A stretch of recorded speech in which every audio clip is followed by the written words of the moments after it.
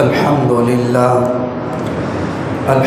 لله نحمده ونستعينه ونستغفره ونؤمن به ونتوكل عليه ونعوذ بالله من شرور أنفسنا ومن سيئات أعمالنا من يهده الله فلا مضل له ومن يضلل فلا هادي له ونشهد أن لا إله إلا الله وحده لا شريك له ونشهد أن سيدنا وسندنا وحبيبنا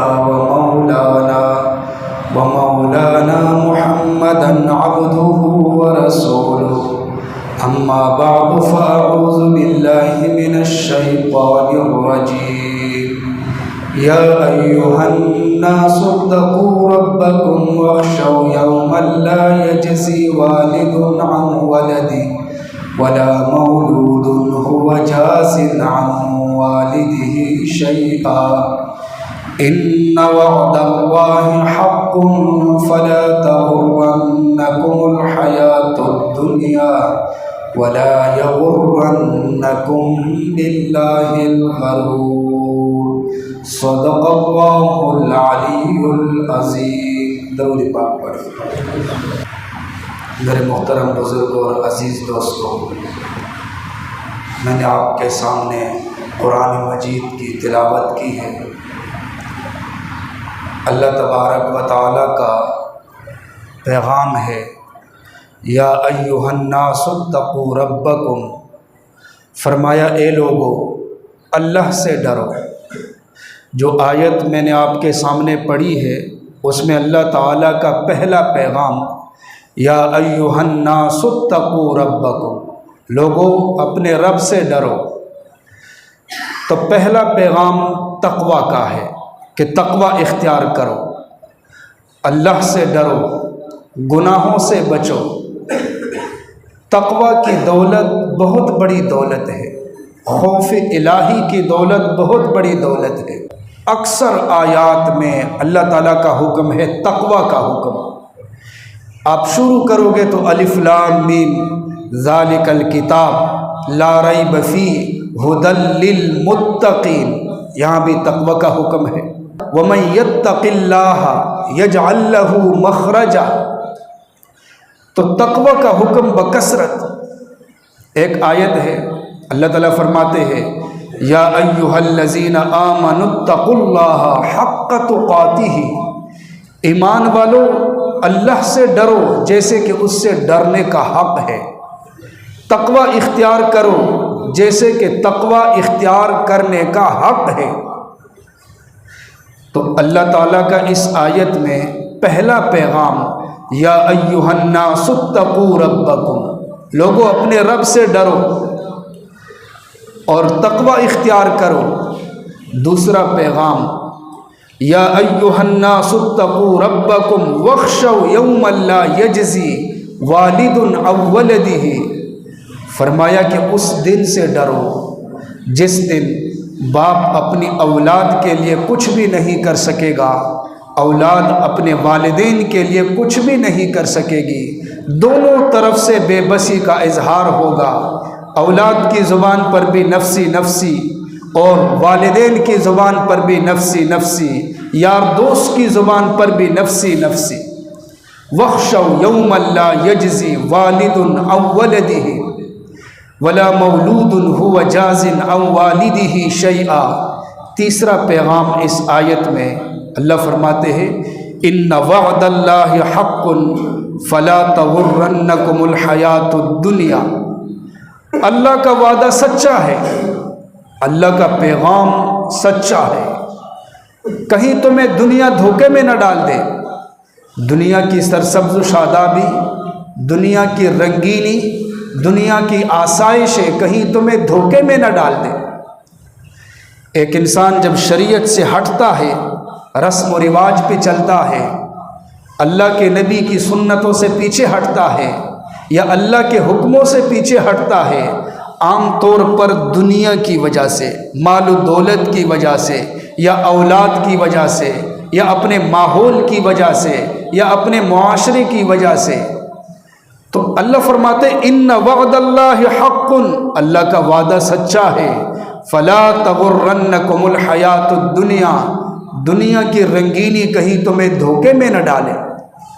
ایسا نہ ہو کہ دھوکے کی وجہ سے تم اللہ کی نافرمانی شروع کر لو۔ جن کے دلوں میں خدا کا خوف ہوتا ہے، وہ چاہے بازار میں ہو، چاہے گھر میں ہو، چاہے مجمع کے اندر ہو، چاہے بند کمرے میں ہو، ان کے دلوں میں خدا کا خوف ہوتا ہے، وہ اللہ کی نافرمانی نہیں کرتے۔ چاہے کوئی دیکھ رہا ہو، کوئی سن رہا ہو، یا کوئی نہ دیکھے، کوئی نہ سنے، وہ اللہ کی نافرمانی نہیں کرتے۔ ان کو پتہ ہوتا ہے کہ ہمارا رب ہمیں دیکھ رہا ہے۔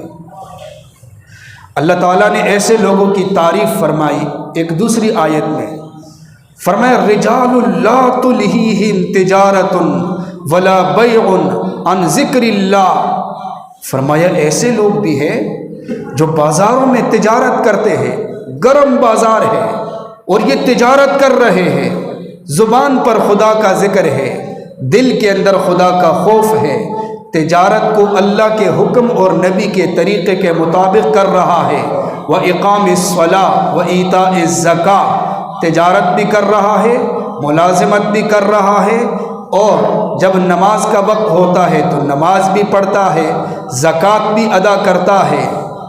اللہ تعالیٰ نے وجہ بتا دی، وجہ کیا ہے؟ یخافون یوما تتقلب فیہ القلوب والابصار، اس لیے کہ یہ اس دن سے ڈرتے ہیں جس دن دل الٹ جائیں گے اور آنکھیں جو ہے وہ الٹ جائے گی۔ ان کے دلوں کے اندر خدا کا خوف ہے، حشر کے میدان کا جو منظر ہوگا وہ ان کے سامنے ہے، اس لیے وہ اللہ کی نافرمانی نہیں کرتے۔ حشر کے میدان کا منظر، ایک تو یہ آج کی گرمی ہے نا، ہر بندہ پریشان ہے کہ کب یہ تقریر ختم ہوگی اور خطبہ ہوگا اور نماز سے ہم فارغ ہو جائیں گے تو باہر نکلیں گے۔ عام طور پر یہ ہوتا ہے کہ ساتھی باہر بھی نکل کر جب بجلی نہ ہو تو گلی کے اندر کھڑے ہوتے ہیں، وہاں بھی پسینہ جو ہے وہ ٹپک رہا ہوتا ہے لیکن اس میں کوئی پریشانی نہیں ہوتی۔ ہاں اللہ کے گھر میں جب تک بیٹھتے ہیں تو نفس کے ساتھ بھی لڑنا ہوتا ہے، شیطان کے ساتھ بھی لڑنا ہوتا ہے، ادھر سے اللہ اور اس کے رسول کی بات بھی ہو رہی ہے۔ ایک حشر کا میدان ہوگا، اس کی گرمی ہوگی، یہ سورج کی تپش ہوگی، اور جو جتنا بڑا گناہگار ہوگا وہ اتنا زیادہ پسینے کے اندر ڈوبا ہوا ہوگا۔ نفسا نفسی کا عالم، سب کی زبان پر نفسی نفسی، بادشاہ ہے اس کی زبان پر بھی نفسی نفسی، وزیر ہے اس کی زبان پر بھی نفسی نفسی، مشیر ہے اس کی زبان پر بھی نفسی نفسی، امیر ہے تاجر ہے اس کی زبان پر بھی نفسی نفسی، غریب ہے فقیر ہے اس کی زبان پر بھی نفسی نفسی۔ لیکن اللہ کی طرف سے اعلان ہوگا سب سے پہلے الامام العادل، فرمایا سبعۃ یظلھم اللہ فی ظلہ یوم لا ظل الا ظلہ، اس دن عرش کے سائے کے علاوہ کوئی سایہ نہیں ہوگا، صرف عرش کا سایہ ہوگا، لوگ پسینے کے اندر ڈوبے ہوئے ہوں گے، اللہ کی طرف سے اعلان ہوگا سب سے پہلے الامام العادل، عادل حکمران حشر کے میدان سے آئے اور عرش کے سائے میں کرسی پر بیٹھ جائے۔ پہلا اعلان عادل حکمران، جس کو حکمرانی ملتی ہے اس سے پہلے تو بڑے چیختے چلاتے ہیں، لیکن جب یہ اختیار ملتا ہے تب پتہ چلتا ہے کہ کیسے استعمال کر رہا ہے۔ اس سے پہلے تو بڑے نعرے ہوتے ہیں کہ یہ کریں گے وہ کریں گے فلاں کریں گے فلاں کریں گے، لیکن جب اختیار ملتا ہے تو پھر آزمایا جاتا ہے۔ با اختیار ہو کر انصاف کا فیصلہ کرنا بہت مشکل ہے۔ ہماری اردو کے اندر تو عدل کا معنی صرف ہم انصاف کرتے ہیں، ہم صرف یہ سمجھتے ہیں کہ دو بندوں کے درمیان لڑائی ہو، ایک آدمی آ کر انصاف والا فیصلہ کرے، ان دونوں کی لڑائی ختم ہو جائے، ہم سمجھتے ہیں یہ انصاف ہے بس۔ لیکن عربی کے اندر عدل کا بڑا وسیع مفہوم ہے، اتنا کم نہیں، بڑا وسیع۔ عربی کے اندر عدل کا مفہوم ہے ایتاء ذی حق حق، حق والے کو اس کا حق دینا۔ العدل مع اللہ، العدل مع الرسول، العدل مع الوالدین، العدل مع الاولاد۔ اللہ کے ساتھ عدل وہ یہ ہے کہ اللہ کی ذات وحدہ لا شریک ہے، ہم اللہ کے ساتھ کسی کو شریک نہ کریں۔ نبی کے ساتھ عدل یہ ہے ہم نبی کی اطاعت کریں، پیغمبر صلی اللہ علیہ وسلم کی سنتوں پر عمل کریں۔ شاعر کہتا ہے تعصر رسول وانت تظہر حبا، ھذا لعمری فی الزمان بدیع، ان کان حبک صادقا لاطعت، ان المحب لمن یحب مطیع۔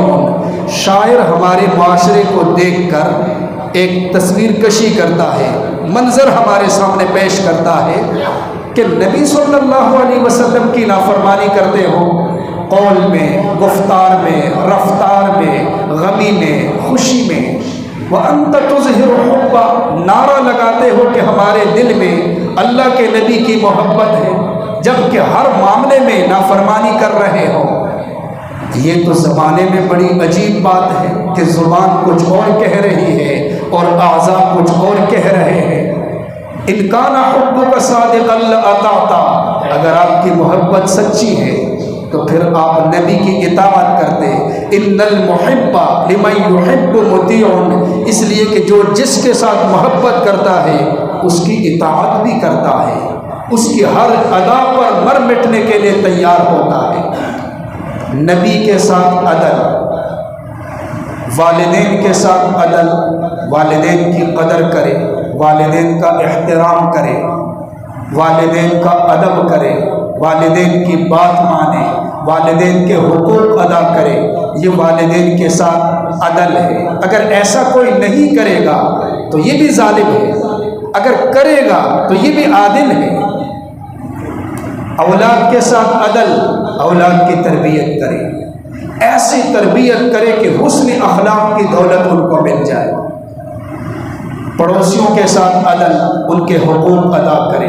حیوانات کے ساتھ عدل، ان کو تکلیف نہ دے۔ تو عدل کا بڑا وسیع مفہوم ہے۔ تو حشر کے میدان میں بہت زیادہ سختی ہوگی، قیامت اس کا منظر جو ہے، قرآن اس قیامت کا منظر پیش کرتا ہے، لیکن سب سے پہلے عادل حکمران کو بلایا جائے گا۔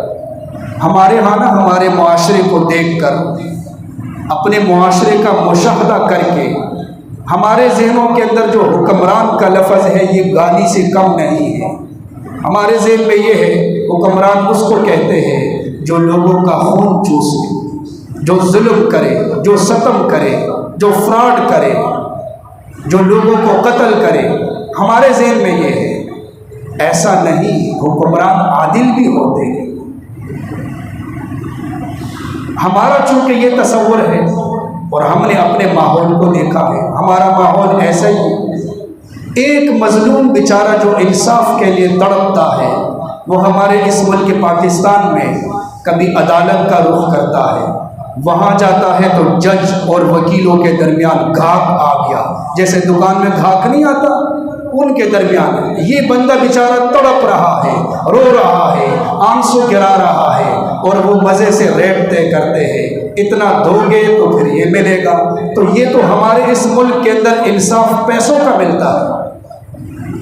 ایک بندہ ستایا ہوا ہے، رو رہا ہے، تھانے کا رخ کرے گا تو وہ پکڑ لیں گے، اتنے پیسے دے دو، وہاں جاؤ، یہاں جاؤ، اتنا ذلیل کرتے ہیں کہ کمر توڑ دیتے ہیں۔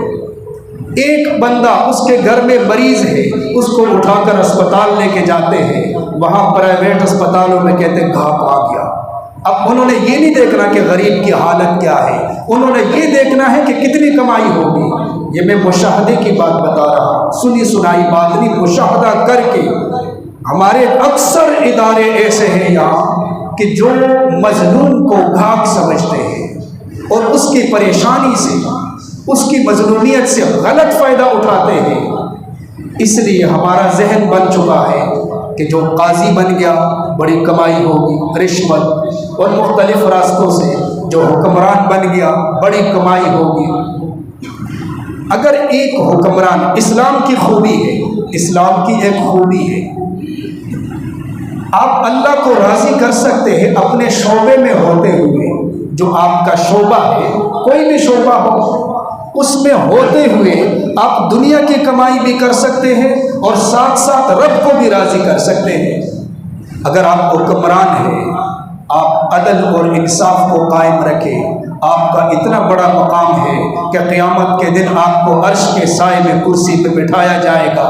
حکمران بھی ہے اور اتنا بڑا مقام بھی ہے، آپ وزیر ہیں، مشیر ہیں، آپ تاجر ہیں، آپ ملازم ہیں، آپ کسان ہیں، آپ اللہ کے حکم کو سامنے رکھیں، نبی کے طریقے کو سامنے رکھیں، دنیا کی کمائی بھی ہو رہی ہے، آخرت کی کمائی بھی ہو رہی ہے، آپ بازار میں ہیں، اللہ کو یاد کریں، نماز کو قائم کریں، زکوٰۃ ادا کریں، اللہ کے حکم کو مانتے ہوئے بد نظری سے بچیں۔ آپ بازار میں تجارت بھی کر رہے ہو، ملازمت بھی کر رہے ہو، ساتھ ساتھ آپ کی آخرت بھی بن رہی ہے۔ یہ اسلام کی خوبی ہے، یہ اسلام کی خوبی ہے۔ لیکن اگر ایک آدمی ظلم کرتا ہے، ستم کرتا ہے، ایک حدیث میں آتا ہے اللہ کے نبی نے حضرت ابو ہریرہ رضی اللہ سے فرمایا کہ ایک شخص جب ظلم کا ایک فیصلہ کرتا ہے جس میں انصاف نہ ہو، ظلم جانتے ہوئے ظلم کا فیصلہ کرتا ہے، فرمایا 60 سال ایک آدمی اللہ کی نافرمانی کرے اس سے بھی یہ زیادہ سخت ہے، اس سے بھی اس بندے کو زیادہ گناہ ملے گا۔ اور ایک عادل قاضی اگر انصاف کے ساتھ فیصلہ کرتا ہے، اللہ کی رضا کے لیے عدل انصاف کے ساتھ، یہ چند لمحات کا فیصلہ، دوسری طرف ایک آدمی تہجد بھی پڑھتا ہے، روزہ بھی رکھتا ہے، 60 سال اس نے تہجد کی نماز پڑھی، روزے رکھے، عبادت کی ہے، اس کا چند لمحات کا ایک فیصلہ یہ زیادہ فضیلت رکھتا ہے اس کے سب 60 سال کی عبادت پر، اس کی فضیلت زیادہ ہے۔ لیکن ہم تو اپنے معاشرے کو دیکھتے ہیں، جیسے ہمارے معاشرے کی ایک تصویر ہے، ہمیں چاہیے کہ ہم اسلام کی تاریخ کا مطالعہ کریں۔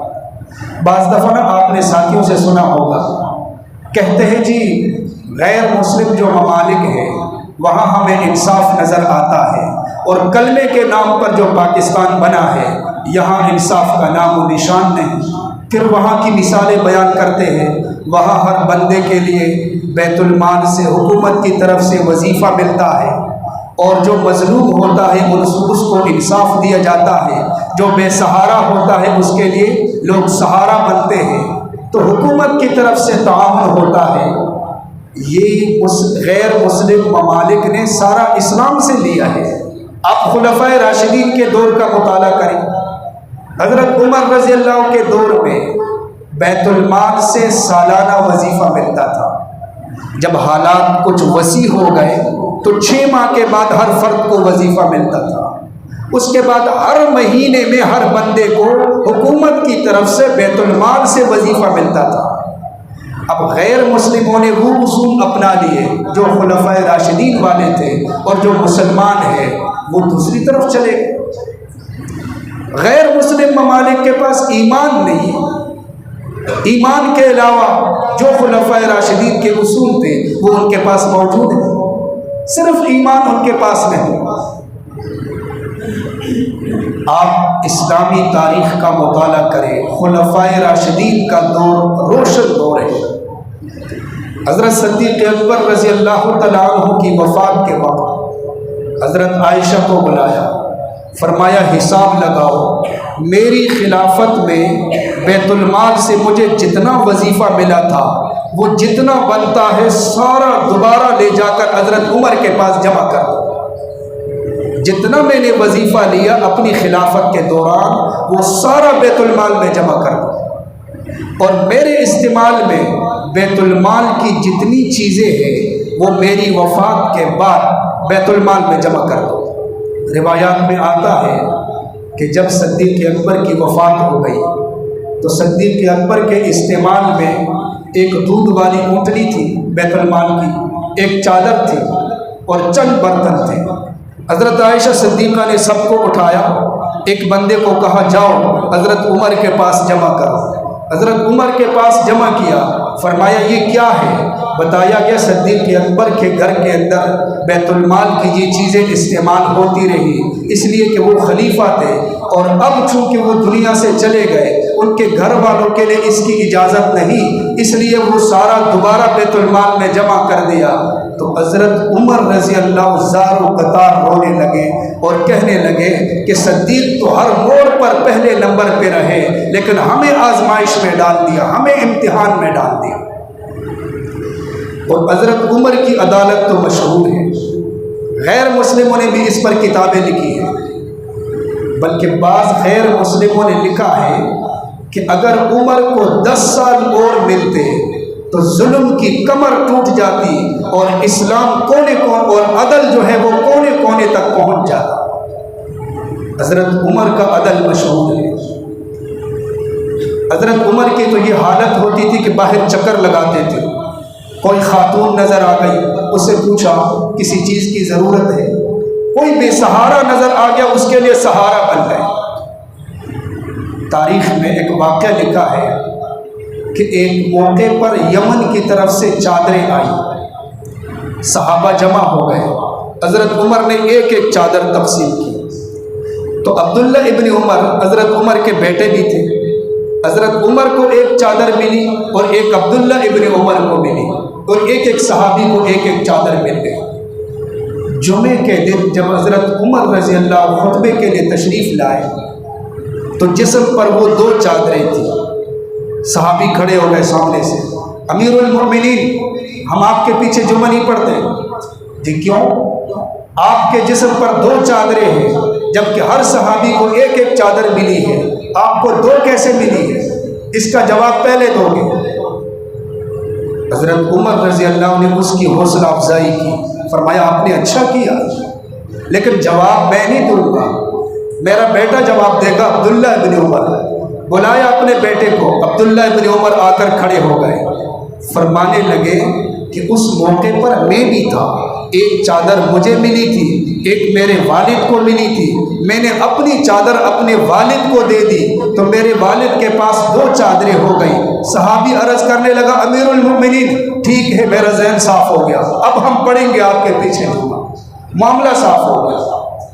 اس کو کہتے ہیں عدل، اس کو کہتے ہیں انصاف۔ عمر ثانی کا نام تو آپ نے سنا ہوگا، عمر ابن عبدالعزیز رحمہ اللہ، اتنا عدل، اتنا انصاف، یہاں تک کہ جانور بھی اکٹھے جمع ہو کر آپس میں ایک ہی گھاٹ سے پانی پیتے تھے، بکریاں اور بھیڑیے سب ایک گھاٹ سے پانی پیتے تھے۔ ان کے انصاف کا ایسا اثر تھا کہ جانور بھی کسی دوسرے جانور پہ حملہ نہیں کر سکتا تھا۔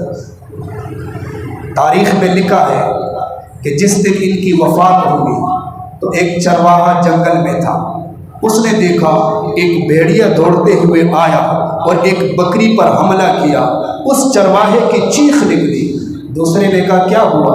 کہنے لگا لگتا ہے عمر ابن عبدالعزیز کا انتقال ہو گیا۔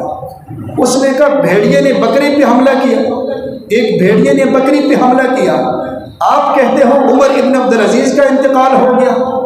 فرمانے لگے میں کئی سالوں سے یہاں بکریاں چرا رہا ہوں، کبھی بھیڑیوں کو ضرورت نہیں ہوئی کہ کسی بکری پہ حملہ کرے، لیکن آج اس بھیڑیے نے حملہ کر دیا۔ مجھے یقین ہے کہ عمر ابن عبدالعزیز دنیا سے چلے گئے۔ بعد میں جب پوچھا تو اسی دن عمر ابن عبدالعزیز رحمہ اللہ دنیا سے چلے گئے۔ اگر آپ قریبی جو مسلمانوں کا دور ہے، اسلام کے دور کا مطالعہ کریں، عجیب انصاف تھا، عجیب عدل۔ سلطان محمود غزنوی رحمہ اللہ، ان کا عدل بڑا مشہور ہے، قریبی دور میں ان کی سلطنت تھی۔ ان کے بارے میں لکھا ہے کہ اپنے محل میں سوئے ہوئے تھے، رات کو جب بیدار ہوئے دوبارہ نیند نہیں آئی، بڑی کوشش کی نیند نہیں آئی، تو ذہن میں آیا کہ شاید کوئی بندہ تڑپ رہا ہے، کوئی مظلوم ہے جو مجھ سے ملنا چاہتا ہے۔ باہر نکلے، اپنے ملازموں سے کہا کہ تلاش کرو کوئی مظلوم تو نہیں ہے۔ انہوں نے چکر لگایا دائیں بائیں، واپس آ گئے، کہنے لگے کوئی مظلوم نہیں۔ دوبارہ کوشش کی، نیند نہیں آئی، دوبارہ نکلے، کہنے لگے صحیح طرح دیکھو، کوئی مظلوم تو ہوگا، مجھے نیند نہیں آ رہی۔ انہوں نے دائیں بائیں چکر لگائے، دوڑے لگائی، کوئی مظلوم نہیں ملا، واپس آ گئے۔ بادشاہ نے پھر کوشش کی، اسے نیند نہیں آئی، خود نکلے اور ملازمین سے کہا کہ آؤ نکلتے ہیں۔ تلاش کرتے کرتے قریب میں ایک چھوٹی سی مسجد تھی، اس کا دروازہ بند تھا، تو اوپر سے بادشاہ نے اندر دیکھا، اندر ایک آدمی زمین پہ پڑا ہوا ہے اور منہ زمین پہ رکھا ہوا ہے اور کہہ رہا ہے کہ اس وقت سلطان سویا ہوگا۔ سبحان تو سویا نہیں ہے نا، اس وقت محمود سویا ہوا ہے، معبود تو سویا ہوا نہیں، میں اپنے رب کو پکاروں گا۔ بادشاہ نے آواز دی، اللہ کے بندے بادشاہ کی شکایت کیوں کرتا ہے؟ سلطان کی شکایت کیوں کرتا ہے؟ سلطان تو تڑپ رہا ہے، تجھے تلاش کر رہا ہے، پوری رات تجھے تلاش کرتا رہا۔ اسے پوچھا، اس نے کہا کہ آپ کے درباریوں میں سے ایک بندہ ہے، رات کو میرے گھر میں آتا ہے، میری عزت پہ ہاتھ ڈالتا ہے، چونکہ آپ کے لوگوں میں سے ہے تو میں کچھ بھی نہیں کہہ سکتا، میں تڑپ کر آپ کے پاس آ جاتا ہوں۔ بادشاہ نے کہا کہ میں نے سوچا کہ میری عوام کو اتنی ضرورت کہ وہ ایک بندے کی عزت پہ ہاتھ ڈالے، اور ان کو میرے مزاج کا بھی پتہ ہے، تو بادشاہ نے کہا میرے ذہن میں آیا یہ میرے بیٹوں میں سے کوئی ہو سکتا ہے، عوام نہیں، عوام کو اتنی ضرورت نہیں، اکثر بادشاہوں کے بچے اس طرح کے کام کرتے ہیں۔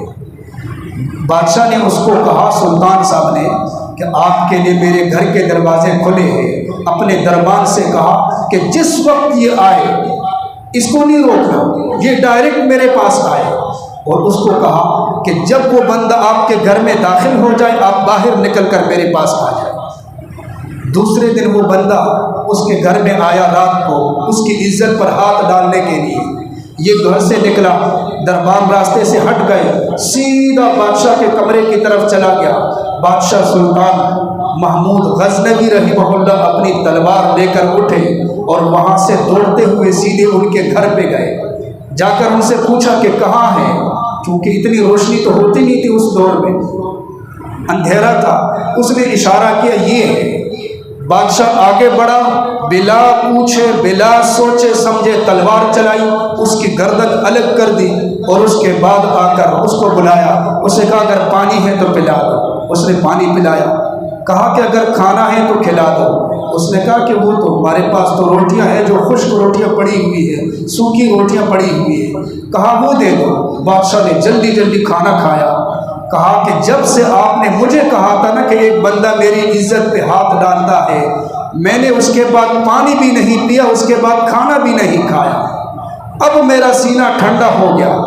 پھر اسے کہا روشنی کرے، جا کر اس کا چہرہ دیکھا تو فوراً مصلی پہ آئے، 2 رکعت شکرانے کی نماز پڑھی۔ تو گھر والے نے پوچھا کہ اس کی وجہ؟ بادشاہ فرمانے لگے کہ میرے ذہن میں تھا کہ لگتا ہے کہ میرا کوئی بیٹا ہوگا، یہ اتنی بڑی جرات کرنے والا، لیکن اللہ کا شکر ہے میرا بیٹا نہیں کوئی اور ہے، اس پر میں نے 2 رکعت نماز پڑھی۔ کبھی ہم اسلامی تاریخ کا مطالعہ کریں، عدل کس کو کہتے ہیں، انصاف کس کو کہتے ہیں۔ آج ہمارے لوگ جو ہیں، ہمارا ملک بنا ہے کلمے کے نام پہ، انصاف سیکھنے کے لیے باہر جاتے ہیں غیر مسلموں کے پاس، کہتے ہیں ہمیں بتاؤ ملک کو کیسے چلائیں گے، عدالت کو کیسے چلائیں گے، اپنے اداروں کو کیسے چلائیں گے۔ اس کی وجہ یہ ہے کہ اسلام کو ہم نے خیر آباد کہہ دیا، اسلام سے ہم دور ہٹ گئے۔ ہاں کلمہ پڑھتے ہیں، نعرے بھی لگاتے ہیں، سب کچھ کرتے ہیں، لیکن عملی اعتبار سے ہم کافی پیچھے ہٹ چکے ہیں۔